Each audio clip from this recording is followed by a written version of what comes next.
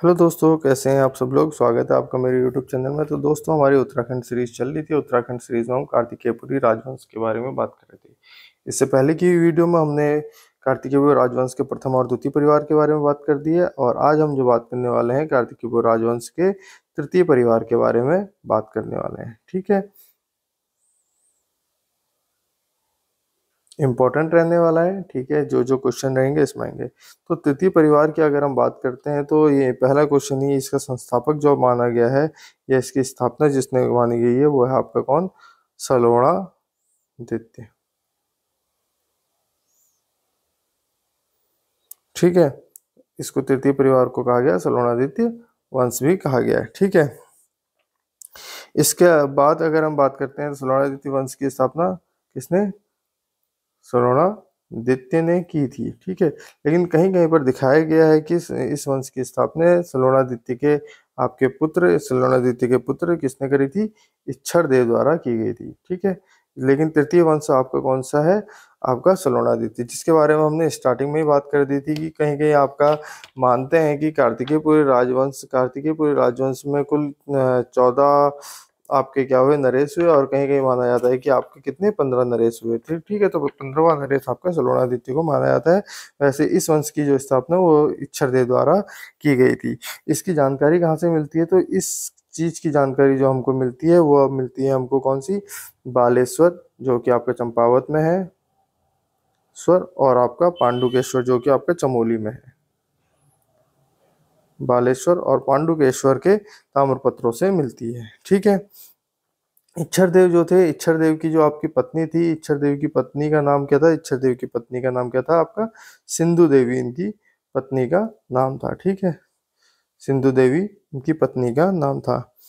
इच्छर देव के बाद क्रमशः जो शासक बने, पहले इच्छर देव बने, उसके बाद आपके कौन बने? देसर देव,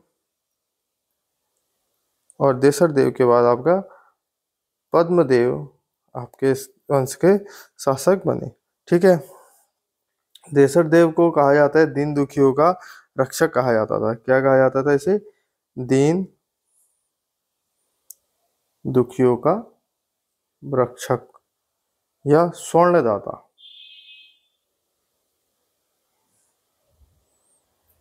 या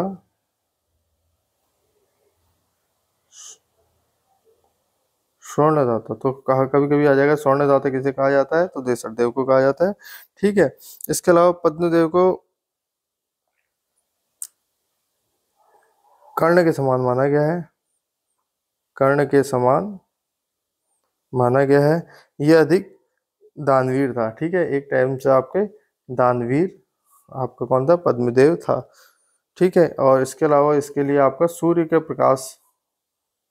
सूर्य के समान प्रकाशवान भी इसको बताया गया। ठीक है, इसको बताया गया है। ठीक है, बदमदेव द्वारा ही बद्रीनाथ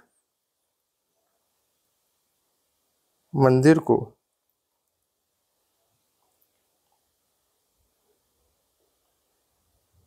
भूमि दान दी गई थी। ठीक है, सलोणादित्य वंश का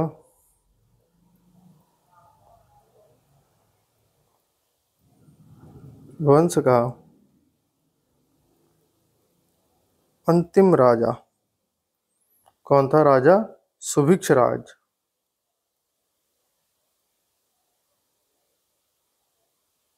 कौन था राजा? सुभिक्ष राज देव था। ठीक है, जो कि आपका अंतिम राजा कौन सा था? 14वां राजा। कहीं कहीं पर इसको आपका 15वां राजा मानते हैं। तो 15वां राजा अगर कभी आ जाएगा पेपर के अनुसार, तो 15वां राजा किसके अनुसार है? आपका यशवंत सिंह कटोच के अनुसार है। ठीक है, अगर 14वां राजा, वैसे नॉर्मली आपका 14वां राजा, अगर 15वीं की बात करेंगे तो किसके हिसाब से?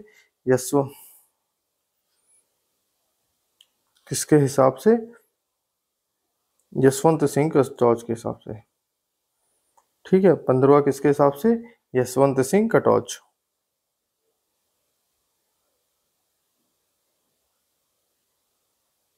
कटौच के अनुसार आपका ये 15वां राजा था। ठीक है। इसके अलावा अगर हम बात करते हैं तो सुभिक्ष राजदेव ने अपनी राजधानी कहाँ से कार्तिकेयपुर के उपखंड सुभिक्षपुर में बनाई थी। ठीक है, सुभिक्ष राज ने जो आपकी राजधानी परिवर्तन की थी वो आपकी कहाँ बनाई थी, सुभिक्षपुर बनाई थी। ठीक है, तो यही हमारे पास जो क्वेश्चन आने थे वो आपके कार्तिकेयपुर राजवंश के लोगों से आने थे। ठीक है, तो यहाँ पर हमको बहुत सी चीजें मिल जाती हैं। तो इसके अलावा अगर हम बात करते हैं तो इतने तो राजाओं के बारे में हमको जानकारी मिल जाती है। इसके अलावा हमें जो बैजनाथ है लेख में हमको कुछ राजाओं के नाम और मिलते हैं। लखन देव, लखनपाल देव, दूसरा इंद्रपाल देव और त्रिभुवन पाल देव के नाम भी हमको देखने को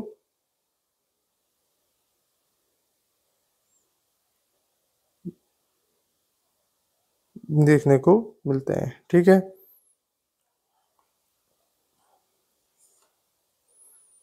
ठीक है, कहीं ना कहीं जो ये नाम देखने को मिलते हैं तो ये माना जाता है कि ये आपका इसके चतुर्थ परिवार के आपके सदस्य हुआ करते थे। ठीक है, तो तृतीय परिवार तक तो हमारी बात थी। चतुर्थ परिवार में अगर हम बात करेंगे तो लखनपाल देव, इंद्रपाल देव और त्रिभुवन पाल देव के नामों की पुष्टि होती है।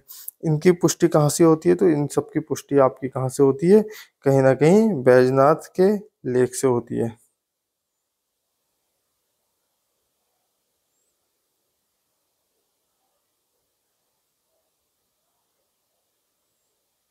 लेख से होती है, जिसको कहा गया है वैद्यनाथ कार्तिकेयपुर नरेश। ठीक है, तो यहाँ से इनके बारे में जानकारी मिलती है। ये जानकारी कहाँ पर है, गोमती घाटी। ठीक है, कहीं ना कहीं इन्होंने इस क्षेत्र को अपना राजधानी बनाया था, तो यहाँ से जानकारी मिलती है। तो इतना ही हमारे पास तृतीय और चतुर्थ परिवार से संबंधित था, तो अभी इतना ही रखते हैं और एक बार हम रिवाइज कर लेते हैं क्या क्या हमको यहाँ पर देखने को मिल सकता है। ठीक है, तृतीय परिवार में हमको देखने को मिलता है कि इस वंश का जो आपका राजा हुआ करता था वो सलोणादित्य हुआ करता था। कहीं कहीं इस वंश का संस्थापक आपका इच्छा देव को बताया है। इच्छा देव की पत्नी का नाम था सिंधु देवी और इच्छा देव के बारे में जानकारी हमको कहाँ से मिलती है, बालेश्वर लेख और पांडुकेश्वर लेख से जानकारी मिलती है। इच्छा देव के बाद देसठ देव और पद्मदेव राजा बने। देसठ देव को दीन दुखियों का रक्षक या स्वर्णदाता कहा गया है। वहीं पद्मदेव को आपको कर्ण के समान या दानवीर या सूर्य के समान प्रकाशवान बताया गया है। कहा जाता है कि पद्मदेव ने आपका बद्रीनाथ मंदिर को भूमि दान में दी थी। सलोणादित्य वंश का जो अंतिम शासक था वो आपका था राजा सुभिक्ष राज, जिसको कहीं कहीं 14वां राजा और 15वां राजा भी बताया गया। 15वां राजा अगर बताया जाएगा तो यशवंत सिंह कटौच के अनुसार बताया गया था। सुभिक्ष राज ने अपनी राजधानी सुभिक्षपुर कर दी गई थी। ये तो तृतीय परिवार में, लेकिन बैजनाथ के जो लेख हैं उसमें कुछ और राजाओं के नाम मिलते हैं, जिसमें लखन देव, इंद्रपाल देव और त्रिभुवन पाल देव के नाम मिलते हैं, जो कि कहीं ना कहीं इसके चतुर्थ परिवार से संबंधित रखते हैं, जिन्होंने राजधानी गोमती घाटी में स्थानांतरित कर दी थी। तो इसकी जानकारी हमको कहाँ से मिलती है, बैजनाथ लेख से मिलती है, जिसको कहीं ना कहीं वैद्यनाथ कार्तिकेयपुर नरेशों के नाम से भी जाना जाता है। ठीक है, तो यही थे हमारे पास आज के क्वेश्चन। मिलते हैं अगली वीडियो में और देखते हैं कुछ नए क्वेश्चनों को। Thank you so much, have a nice day.